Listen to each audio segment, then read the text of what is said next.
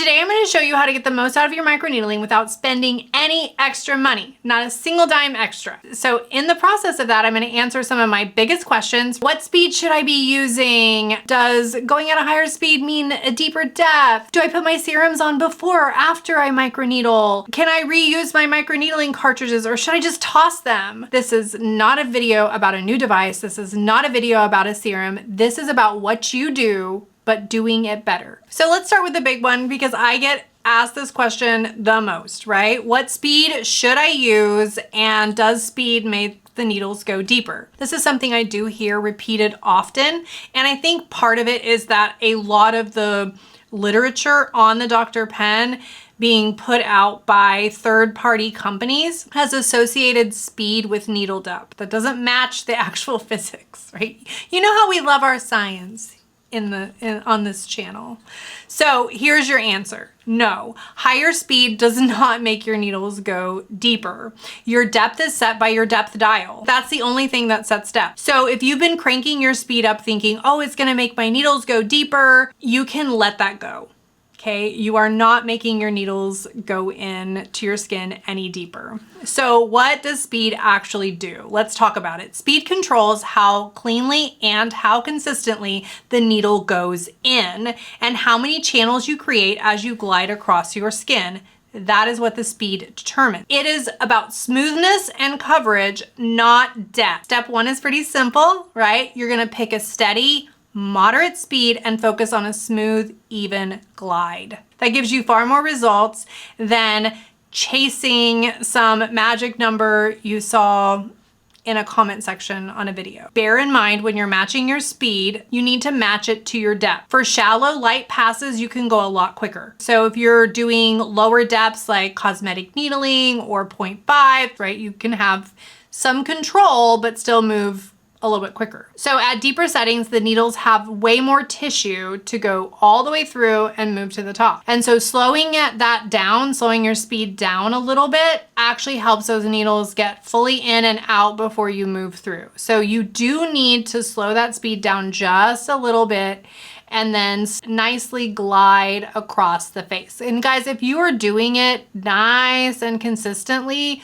your needles are not going to scrape, scratch, or pull at your skin. I can promise you that, right? This is used in a lot of clinical settings. These are used at med spas and they glide. They do not stamp. They just glide slowly. It's not a super fast glide. It's depending on the depth. Now, when they're doing shallower depths, they glide quicker, right? But when they're doing the deeper depths, it's a slow, steady motion across the face. So let's keep it simple. Speed is for control. Depth is for depth. When you're doing a 0.5 to 1 millimeter, you could put it up to a speed 3 to 5 and get a pretty good pace going, right? But if you're going up past that 1 millimeter and you're moving up, right, you're gonna wanna slow your pen down a little bit to like a 2 or a 3 so that you can really make sure the needles are going all the way in and up.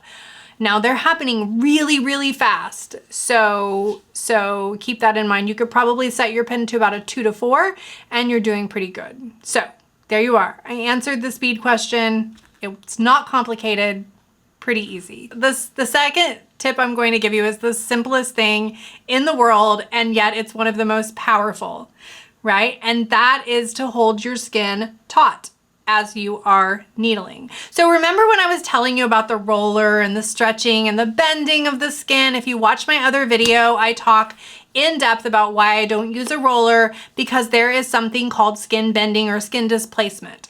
And this is something that they noticed a lot with rollers, which is why most of the clinical studies moved from rollers to the pen, okay? They do notice that some of that, a little bit of it can happen with the pen as well because you always have displacement underneath. Researchers noticed that when they pull the skin tight, right, that it took less force for the needle to get in and there was a lot less stretching and deforming around the needle. Okay, so in plain terms, basically taut skin means more of your needle length becomes real depth instead of wasted depth. There is a protocol now in most clinical settings to pull the skin taut when you are doing microneedling. When the needles are coming down, it doesn't stretch because you already have it pulled and stretched. Stretching your skin or pulling it taut can help you get a little bit better accuracy from your microneedling treatment. And here's why it matters for us as we age, those of us who are approaching that beautiful 50 like me, right? I am going to be 50 soon, very soon, like really soon. And our skin does have a tendency to displace more easily than younger skin that's a little fresher and bouncier. Doesn't tend to displace as much because any kind of pressing on that skin, right, when it's really stiff, and the needles won't go in as easily, okay? Another reason why I say it's good to use an exfoliation before you needle, because the stratum corneum is actually pretty, like, it doesn't want things to get through, which is what leads to a lot of that, like, bending underneath the needles. So kind of doing a light exfoliation prior to peeling or prior to microneedling can actually help those needles go straight through. Okay, third tip. Okay, so I've given you 2 tips. Now's number 3, and that is, can I reuse my cartridges? Do I really have to throw them away? And my answer has always been yes, please throw them away, but not for the reason that you think. Yes, hygiene is so important, right? We want to make sure that our needles are clean. I mean, you can sanitize a cartridge with alcohol, so why would we want to not reuse the cartridge? Well, it comes down to that skin bending, because researchers actually looked at it. They were like, well, I wonder if there's a difference between like dull needles and sharp ones. So sharp, brand new needles, they barely, in a pen, they barely made any skin bending. The needles went right through the skin when they had sharper needles. But when they had dull needles, the skin actually started bending many times more. Compared to the sharper needles, they were actually shocked at how much bending there was under the needles when they were dull. So a fresh set of needles is not just cleaner, it's actually sharper and it penetrates better. So you don't lose depth when you use brand new needles, right? You are losing a little bit of depth if you're using needles that are not clean and fresh. The other thing that they found in that study was that the dull needles actually took a little bit longer for the puncture wounds to close. So you're also losing some healing time when you're using duller needles. So do not nurse it along to save a couple of dollars, okay? A fresh cartridges are not expensive, and a fresh cartridge gives you a clean entry point every single time, and you know that you're hitting the depths that you are trying to hit with your needle settings. Number 4, the 4th tip is to trust your depth dial, please. Here's some good news, because so much of this can feel kind of intimidating, like, oh my God, am I doing things wrong? What am I doing? Right? Your device is actually pretty reliable. So there was a study that looked at the adjustable pens and tested the depth setting against the depth of the pin. Now, these were done on professional microneedling tools like the Skin Pen and some other ones. So they don't necessarily translate fully to Dr. Pen, but we're gonna say that the devices are similar, their design is similar, and so we know that the results can be somewhat similar. So what they found was actually reassuring. Up to about 1 millimeter, the setting and the real depths matched up exactly, very nicely, right? Most of the needles, most of the penetrations made it fully to that 1 millimeter. This was consistent up to 1.5 millimeters. Your depth setting was getting exactly where it was supposed to get. So that is good news and not scary at all. But above 1.5 millimeters on the dial, right, the depths started to vary. And as you got up, they started to vary more widely. Okay, so what does that mean? That means for every 5 times that your needle was going up and down, hitting at depth 2 millimeters, right? Only a certain number of times did it actually make it to that 2 millimeters. And that's part of why I created the protocol of, hey, when you're doing depths of like 2.0 for your scars, right? Of course, you're not gonna do it on your whole face anyway.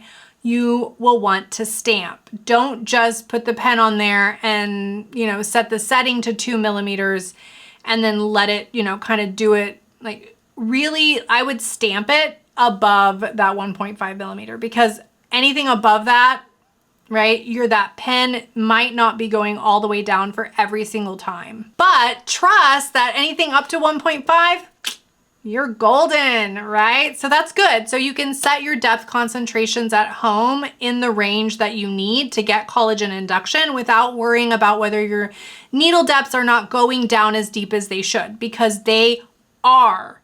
Okay, but you should leave the very deep sessions to the professionals in a clinical setting anyway.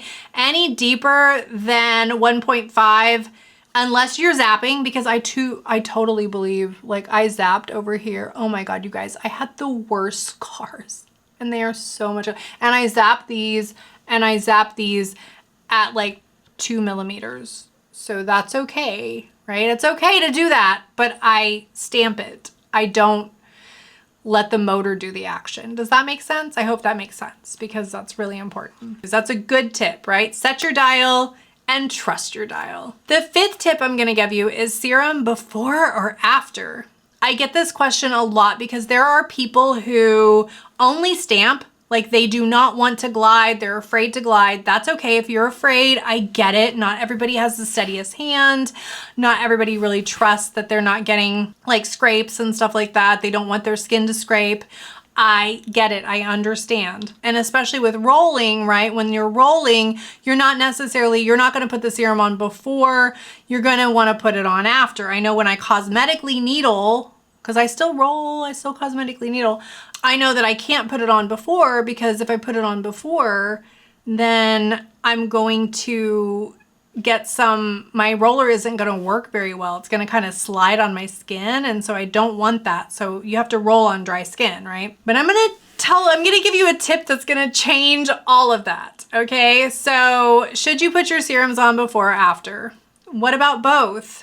Okay, here's what the research actually shows us. Researchers compared product, and when I say product, I say that loosely because this was the ink study, and I've used this ink study before because the ink study actually showed us a few different things. This is one of the things that the ink study showed. So they applied the ink prior to needling with a pen, prior to needling with a roller, and then after needling with a pen and after needling with a roller. So we already know, right, the pen won out from the roller. It got the product penetration was deeper every single time. The other part of that study that I didn't share with you yet, because these are individual videos, right? I've gotta organize the information so you can understand it. What we see is that when the product was applied before needling, it actually penetrated deeper than when it was applied after needling.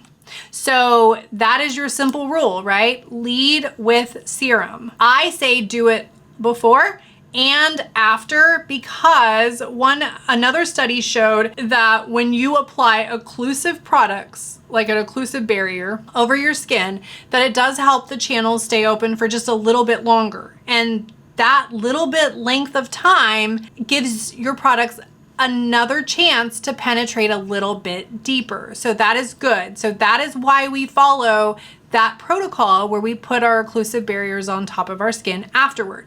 So we apply product before, we needle, right? Then we apply product after, and then we put on our occlusive barrier. And really there is a reason for that. It's not just made up.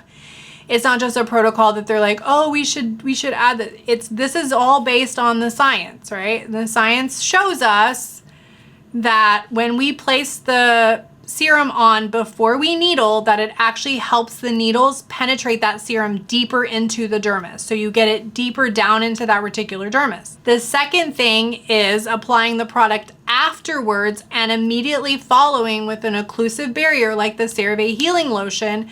You're actually allowing those to stay open for just a little bit longer while more of your product penetrates. And that's what was shown in the study, right? You have more product penetration because that occlusive barrier helps keep the channels open just a little bit longer to help the serum penetrate. So my pro tip is this: apply your serum, needle, apply more serum, apply your occlusive barrier.